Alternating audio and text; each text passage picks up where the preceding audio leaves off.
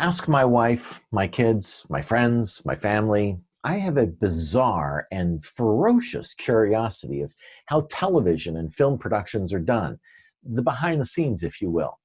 But not the Entertainment Tonight behind the scenes, the unfiltered, deep dive. Who does what? Why? How? It's just who I am, and I make no apologies. Right now, my curiosity is piqued even further with the coronavirus's impact on the entertainment business. Today, Joe Celli, five-time Emmy Award-winning art director in Los Angeles for television and film, discusses his role in some of the shows that we all love and how digital technology, out-of-the-box thinking, and a big dose of patience is ruling Tinseltown. I'm Greg Anderson, and that's today's takeaway.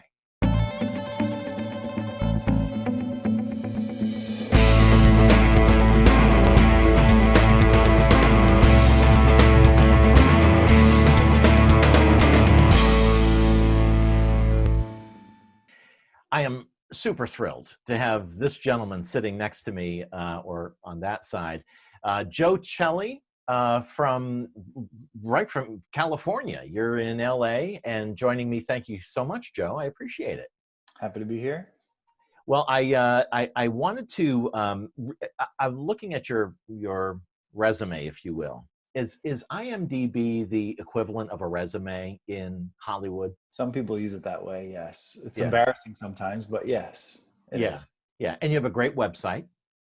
I saw that as well. Very nice. Thanks. So here's what I'm looking at. I am looking at a perspective of the entertainment industry, which really people don't understand. And you and I, over the years, we've had an opportunity to talk about it. And I'm always asking kind of, how did that happen? And what did you do with there? But when you look at it in the context of a pandemic, we can't go to restaurants. The hotels are shut down. You travel, all of that. I know it has an impact on your line of work. And so I'm really interested in what that looks like. But let's set it up a little bit and just give some context into really a lot of the work that you've done. That's pretty impressive. You have been nominated for 10 Emmy Awards. You have 5. That just sent shivers down my spine. Okay. Makes you uncomfortable. I know you're a very humble man, but my job is to embarrass you. You have 5 statues, and the recipient of 7 Art Directors Guild Awards. So you've really done a tremendous amount of work. Most notably, you are very critical of people's Zoom backgrounds. I need you to assess mine. How am I doing? You had posted a photo of a previous interview, and I almost sent you a message. All right, be honest. Tell me. Well, who's going to sit in those chairs behind you, Greg? I'm waiting for someone to come in and join you. Oh, these are fake. I got that part. No, they're real. They're real. Yeah, our dogs usually sit up in those, but okay. Yeah. Well, it is. No, it's wonderfully neutral. I appreciate the cabinet in the back. All very good. Yeah. Yes. And you have a nice Emmy Award back there. You are such a. I love it. It's beautiful. I put that there for you, Greg. It doesn't live there all the time. It doesn't live there all the time. So, No. So Joe, an art director versus a set designer, what is the difference between those two, or is there? If you really want to get into the semantics of it, there's a difference between theater and film television, right? In theater, a set designer is responsible for the overall look. But in film and television, a set designer primarily does drafting. I, as an art director, work for a production designer who is responsible for the overall look and feel of a film or television project. And as an art director, then I am responsible for assisting them creatively, but at the same time producing their scenery. So not only am I helping to make choices about paint and where the walls go and what the carpet is, I'm also then responsible for managing the crew, making sure that it's produced in a timely manner, and then also that it comes in on budget.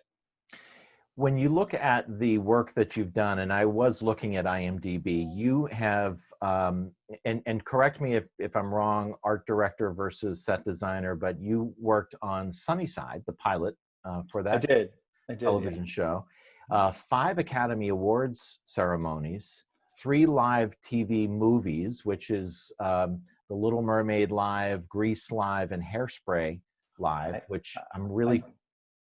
I did, and I designed one as well. It was a musical version of A Christmas Story, which kind of flopped, but it was fun to work on.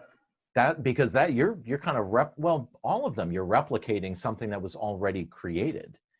Yeah, I wouldn't say that we're necessarily. We always want to put our own stamp on something, right? We want to make it unique, and I don't want to see, as a viewer, I wouldn't want to tune in and see the same version of the Grease film. I mean, we could never do could never do that justice. We want to make it our own, and so it's stylized in its own way, so that it's a fresh take on the project. So the Grease movie or TV movie that you did, the live movie. How can you just give me a quick synopsis of how did that work? Was it a couple sound stages? How did you move that around? And it was what, 2 hours live? It was 3 hours of live. 3 hours. I had just come home from China. I had spent 10 months in China working on a film. And so to come back and someone say, hey, do you want to work in this live version of Grease, was kind of like a dream project for me, because as you know, Greg, I am a musical theater kid from school. And so for me to put my musical theater experience to work in a television environment was like, oh yeah, I absolutely want to do this. And when they handed me the sort of preliminary packet of what it could be or what the project is, it was the first time in a long time, probably more than 15 years, that I got a little excited about it. And I thought, you know something, this has the potential to be really good. And I never say that. I mean, I am as dark and pessimistic and jaded as they come, but was like, oh, I think this what excited you about it? Well, it was the first of these live musicals to present them with an audience, and they had a really interesting way of doing it. They wanted to be aware of the audience. The audience, you know, typically if you're watching a sitcom, you rarely ever see the audience behind the cameras, right? You hear them in the background, but you don't see them. And this was the first time it was incorporating an audience into the action. So when we were in the gymnasium, the audience is sitting on the bleachers and watching the action happen. And then we go from the bleachers in the gymnasium, and we're cutting to somewhere on the back lot for another scene, and then we're cutting to another scene in another sound stage across the lot. And I, as an art director, for me it was very exciting, because I had to put my problem solving skills to the test and go, well, if we put the gymnasium here, then we have a little trouble because she can't make it to Frenchie's bedroom there later. The travel time's too much. Well, how do we, and so it was a lot of back and forth. And finally, you know, as a group, I'm not solving this problem myself. It's a collaborative effort, but as a group, collectively, everyone synced, everyone was on the same page on this project. And it really was, to me, a kind of magical experience. Those things all those pieces of the puzzle don't always come together as nicely and as smoothly as that one did. Do you feel that is because those got tremendous response? I mean, viewers, I mean, it really, they were very, people liked them. Do you see more of those? It's been a bit of a roller coaster ride, right? The live musical came back with NBC with The Sound of Music and Carrie Underwood, and that set the bar so high that, you know, we'll always live in the shadow of that. But Grease did okay, and I think some of that is just brand recognition. As I mentioned, Christmas Story didn't do so well, but it just depends. Yeah.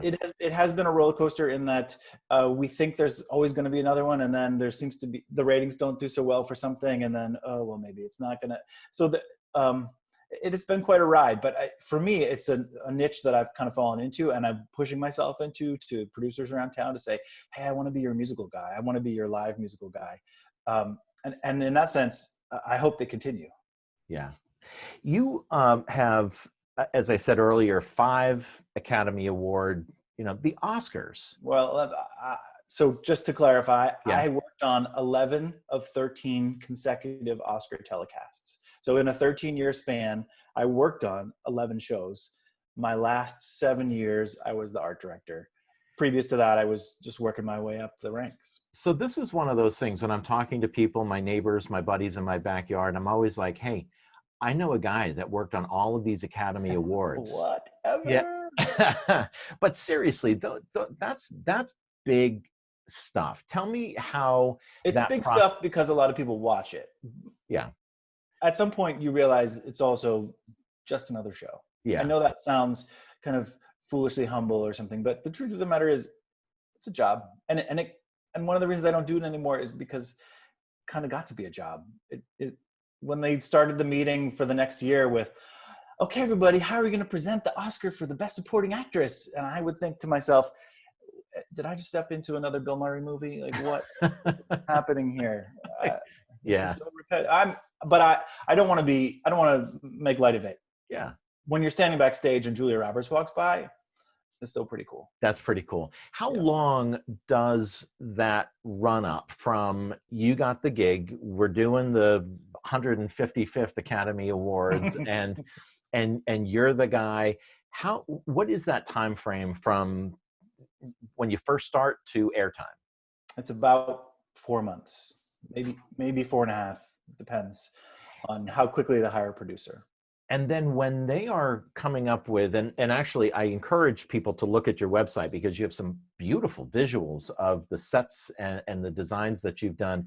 Who comes up with, we want it to be, reminiscent of the Gilded Age of Hollywood versus kind of a lot of lights or no lights? Who creates that? And then how does it get to you and then therefore to become reality? So the short answer is that the theme or the concept for the show is typically presented on the Oscars by the production designer, and it's one of the reasons it's kind of a coveted dream job for a lot of designers, because most designers are interpreting a script. We like to fancy ourselves as visual storytellers, but the truth of the matter is that you're usually beholden to a script. Here, in this case, on the Oscars, the designer gets to write the script really more than anything. They're telling the visual story. And so for the most part, that comes directly from the designer. There is often an interaction between the designer and the producer. And certainly there's a conversation there about what it is they want to put forward that year. But for the most part, yeah, it starts with the designer. And then it depended on who was designing it. I've been fortunate enough to work with many different designers each year. Sometimes it's a collaboration between the designer and I, where we are bouncing ideas back and forth between each other about how we could spin that idea and present it. Or sometimes it's just handed to me and then I interpret it. Sometimes I'll just get a 2D illustration or a 2D rendering, and I have to figure out how we break that into parts and pieces and deliver it on stage. Wow, because that also rolls into the brand of the show, the graphics and all. I mean, there's so much to that. Do you look back on any of your work, particularly with these large live broadcasts, and say, "Ooh, not happy with that one," or that was my favorite? Well, listen, I'm a critical thinker. That sounds cheesy. I don't want to say that. I look at things critically is what I'm trying to say, because that's my job, right? I'm always looking to say, yes, right, that picture frame behind your shoulder, yeah, maybe it could go a little to the left or to the right. And so I'm always looking at stuff that way. So no matter what I work on, whether I loved it or I didn't, yeah, there's always some things I could have done better. Yeah. Yeah. I mean, that's the perfectionist in me, I guess. Yeah. How large of a team works with you within that discipline and does it vary from the type of production that you're doing? How big of a group is around you? It varies. If you're on a film, there are 10, 20, 30 people working in a room with you. But on these live things, they're really, relatively speaking, kind of smaller offices, smaller groups of people. I would say the most I've ever had is probably 10 people. The designer, and part of my gag, I guess, part of my shtick is that I'm usually the LA art director who's working for a designer who's based out of New York. So they're not often sitting next to me. They're usually 3 hours ahead. So it's me and then 2 assistants, and then there are some people who are set designers who are specifically drafting, and then we have a set decorator, and that person is responsible for all the well, I'm looking at your screen and saying, look, responsible for the candles and the flowers and the pictures on the wall and the furniture. And then they have some people as well. Yeah. There's often people that do graphics. It could break down, depending on how big the budget of your show is. We could have more and more people in the office. Right. What did you do on the sunny side? What was that? I was an art director on Sunnyside, but Sunnyside was a pilot. And, typically on pilots these days, they don't want to spend a lot of money to actually build a lot of scenery. I was really, I was kind of sort of managing information more than anything, because we shot at a lot of locations. Yeah. Let me talk to you about Ellen's Game of Games show. Okay. I can see by your face that was probably a very unique experience. Tell me about what you did. I have seen the show. It seems over the top on so many different levels. And this was a while ago that you worked on this. Correct? I only worked on the first season. Yeah. Which seems like an eternity ago. Yeah. It was hard. It was really hard. Why? I'm trying to come up with a diplomatic response. We went through some staff turnaround that made it hard. And then these kind of game shows are always really challenging.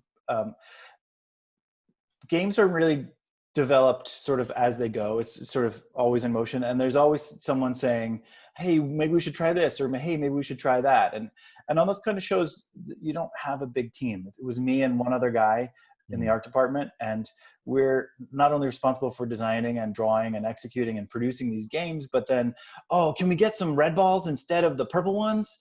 Oh, okay, yeah, let me, I don't know, go to Amazon and see what they can deliver tomorrow. Sure. Or hey, by the way, the logos on that ball, those are no good. You got to get rid of those.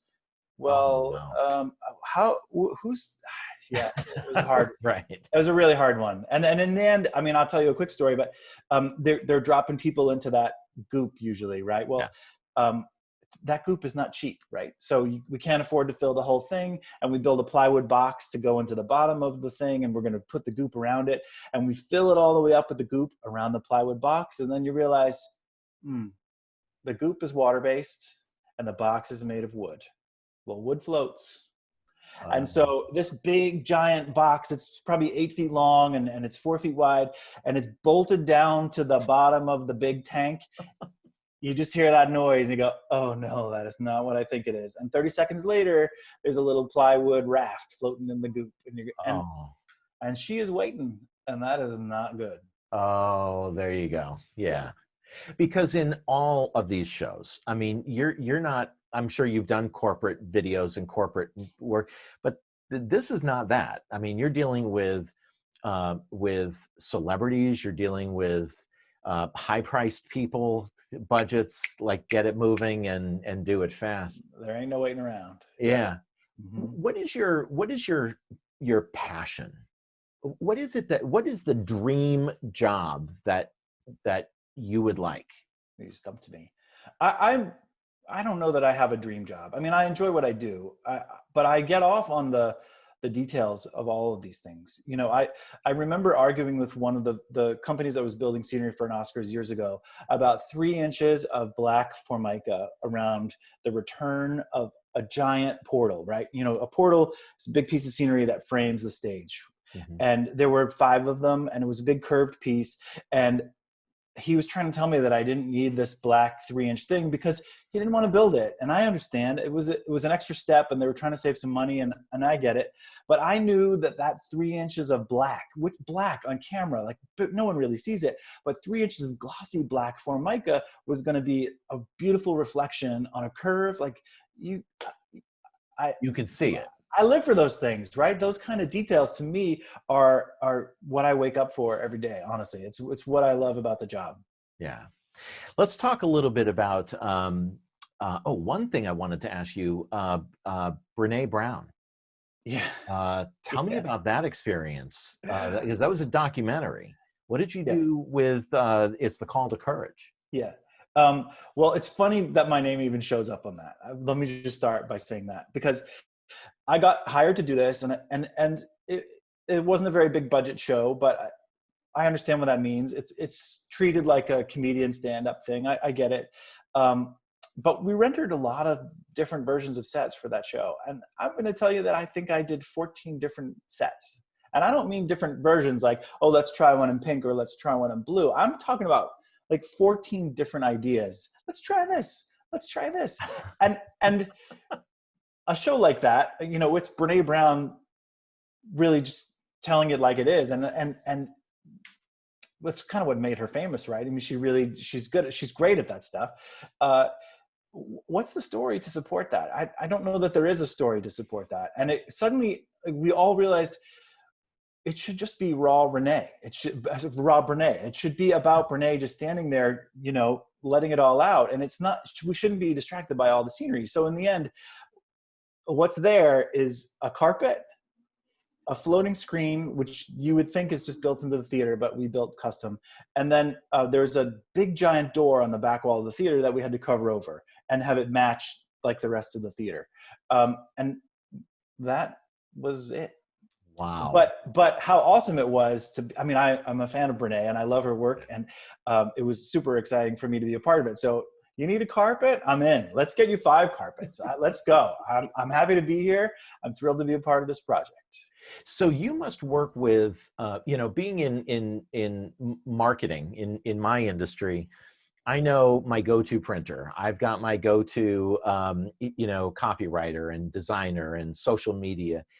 When you are, if everything is based in LA, you know, whatever the shows are that you're doing, do you have go-to carpenters and electricians, and are you a part of selecting all of that?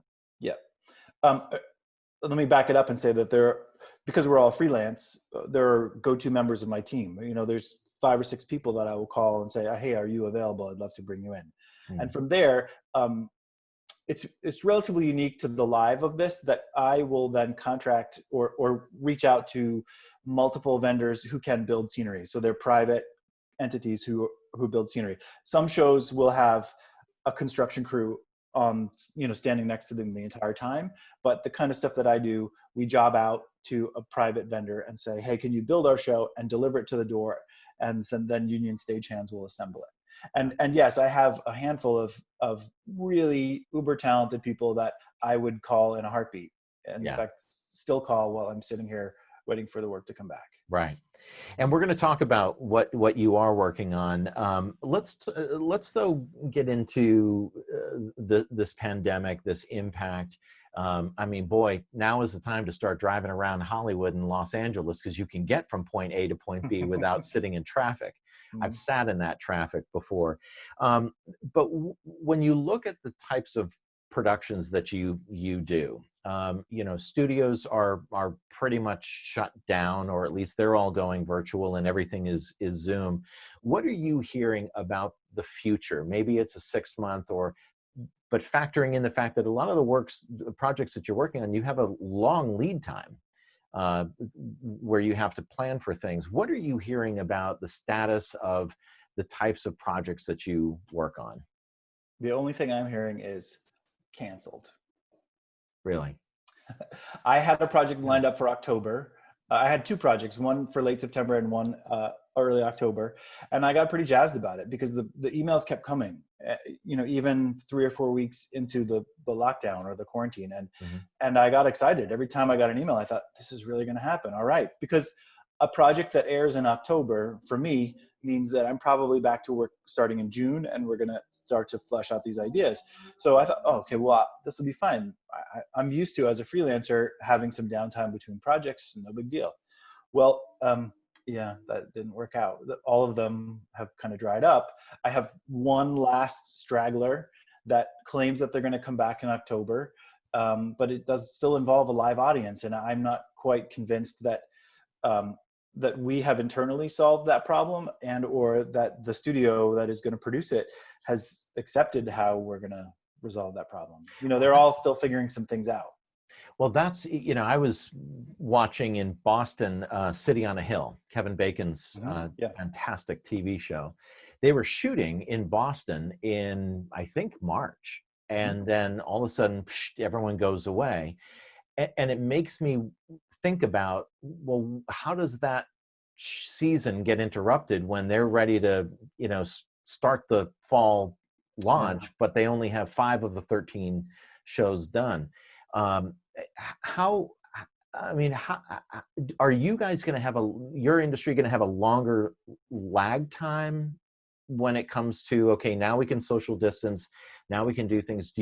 Is there still going to be a long push out, so work may not be until next year? I mean, how are you kind of assessing all of that? I mean, as someone who works in a live world, with a live audience, I feel like anytime they talk about concerts and sporting events that I list, that's when I perk up and think, well, they're kind of talking about what I do, because we have 500 audience members on stage. It's a small concert to a lot of people. So yeah, my gut says we probably won't be back to work really or back to airing anything live until next year. Yeah. But that's just guessing, of course, obviously, because who knows what could happen between now and next week. Yeah. But I also see that this company that, this final project I have in October does keep pushing forward, like they're going to make this happen. So maybe people are standing 6 feet apart, but what's that going to look like on TV? I mean, I think there's still a lot of things to sort out. Yeah, it does make you wonder what the finished product of these programs will look like. You think of all the daytime TVs, you look at the news programs, everything is different. I can't believe how much a crappy video from computers Lester Holt is doing the nightly news here's something out of his home. Here's what I miss, and I'm that much more aware of it now that I'm sitting at home watching it. But I know that we used to have these conversations on the Oscars. Are we designing a show and putting together a show for the people in the room or the people at home? And I've come to believe that you have to work for the people in the room, because that energy in the room, as long as everyone's excited, transfers through the TV camera lens, and people feel that at home.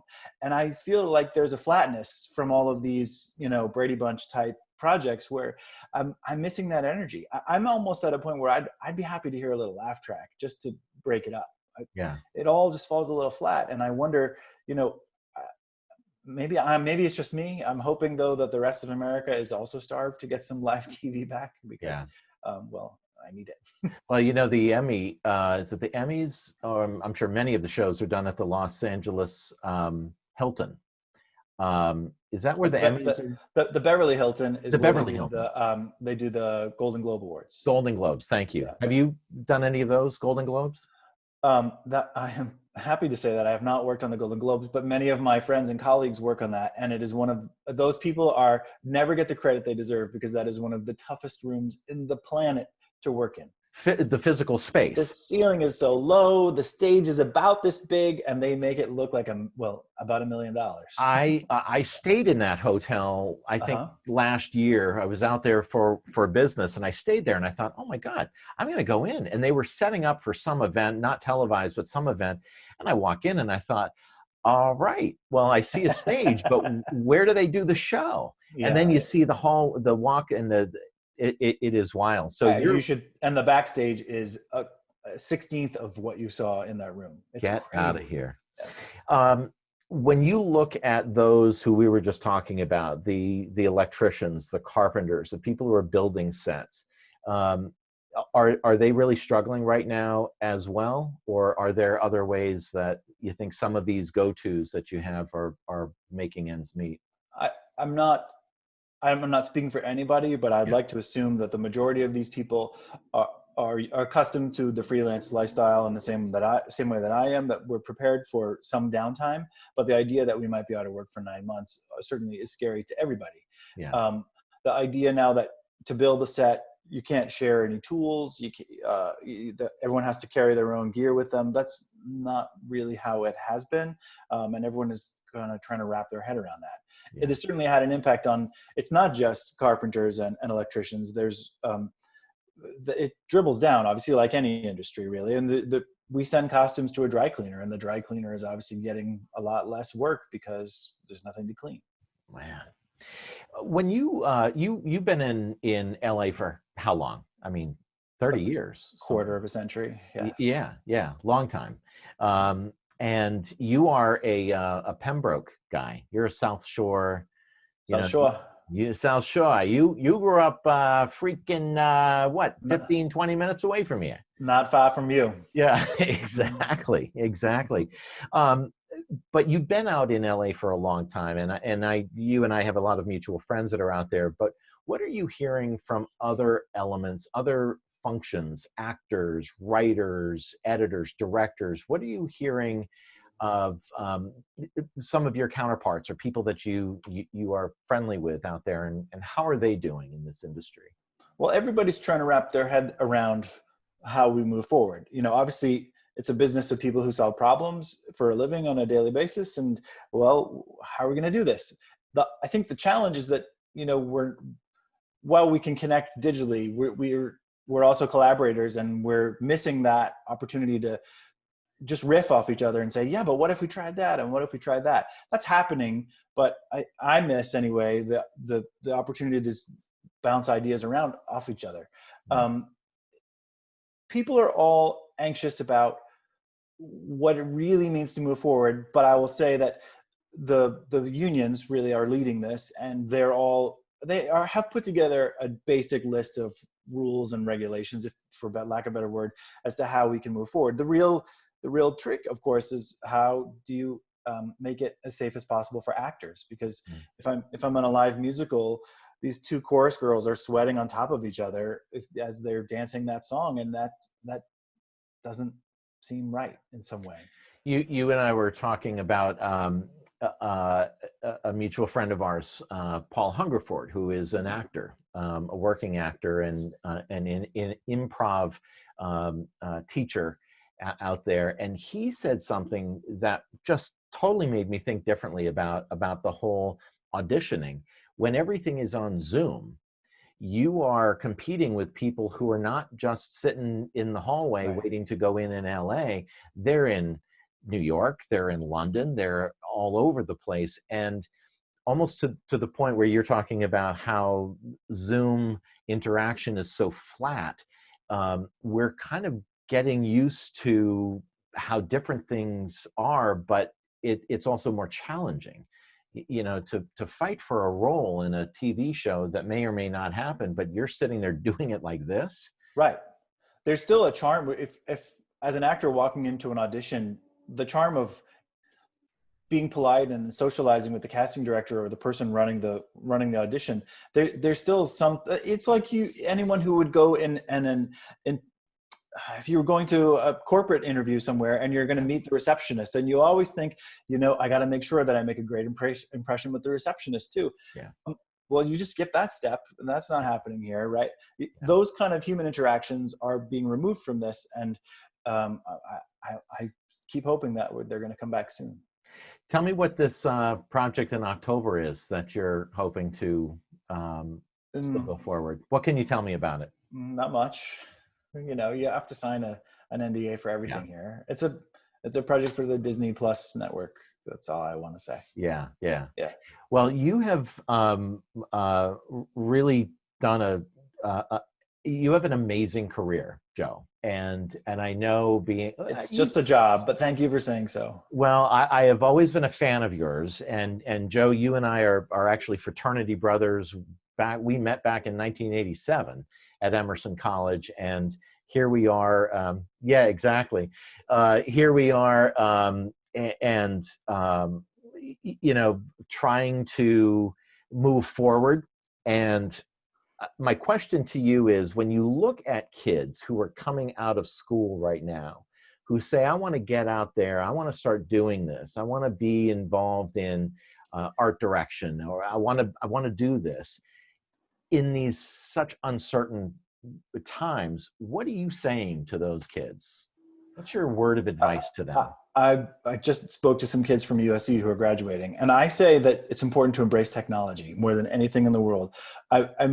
As I sit here, I think to myself, well, how is my job going to evolve? And I really have perhaps maybe pouring too much into the idea that virtual production is a thing of the future. And virtual production meaning that when they made the Lion King remake recently, the director had virtual reality goggles on, and he looked at the entire universe around him and said, yes, let's set up the shot here. I like this. No And kidding. and he was in a room with a cameraman and a DP and a director of photography, and they also had virtual reality goggles on, and they said, yes, let's put this lens in, and then in their goggles they could see through the viewfinder of the camera, and they said, let's put a sun here. You know what, we need another sun, let's put another sun over here, and they lit the set. And this whole idea of gaming turning into scenery is becoming more and more commonplace. I mean, even The Mandalorian, that's also Jon Favreau, is shot with an LED wall in the back, a big wall of digital technology where they can project exotic locations and only have to build smaller pieces of terrain or little bits of set, and it all combines together. It's kind of mind-blowing, really, to think that it's happening so quickly, and that producers are wanting to embrace more of that now. One, because they don't have to travel to exotic locations, and two, it's a little less hassle on the visual effects and post-production end, and it's just and it's another way of looking at things. But it seems to me, and I could just be some fool caught in the dark ages, I don't know, but it seems to me like, hey, this could be where we head. Wow. And do you think kids are prepared for that type of technological? I was listening to watching this student's portfolio review online here. She presented it digitally, and she was an audio designer and designing audio for video games. And clearly she understood the virtual world and what that meant to put on the goggles and those levels of storytelling within the game. And I thought, well, I actually need to catch up to that kid, because she's about to graduate 6 steps ahead of where I am. I just hope that she's smart enough to figure out that, you know, the live events are going to take a break for a minute, but in the meantime, you know, brush up on your software skills. Yeah. Well, Joe, I have my fingers, toes, and eyes crossed that October exactly comes through. And if not, you are a very resilient, classy guy, and I am sure you and you know, you're going to be fine. And we'll all be all right. Yeah, sure. I think we will. And if you want somebody to babysit that Emmy that's right behind you, you just send it to Cape Cod. You know where I live. There's one in Pembroke. You can go and borrow that one. Oh, all right. I'll do that then. Joe Celli, thank you so much. This has really been interesting to me as it relates to your industry, what you do, and then the impact of all of this. I'll say what you just said again. We'll all be all right. I've watched your show all the way out here in Los Angeles. I love it. Please keep making more. Well, and you like the food shows that I do. I think you are the Huell Hauser of the Cape, and I think you should keep going. You should be a star. I'm looking for somebody out in Hollywood who can kind of give me my big break. Oh, well, I'll happily collect 10% from your paycheck and be your agent, if that's what you're suggesting. Done. Okay. Look at this. See, this is what Zoom can do. Joe, thank you so much. I really do appreciate it. I hope you have a great weekend, and I know I'm going to see you soon. My pleasure. All right, Joe. Thanks so much. Take care. And that's another takeaway. I'm Greg Anderson. I'll see you soon.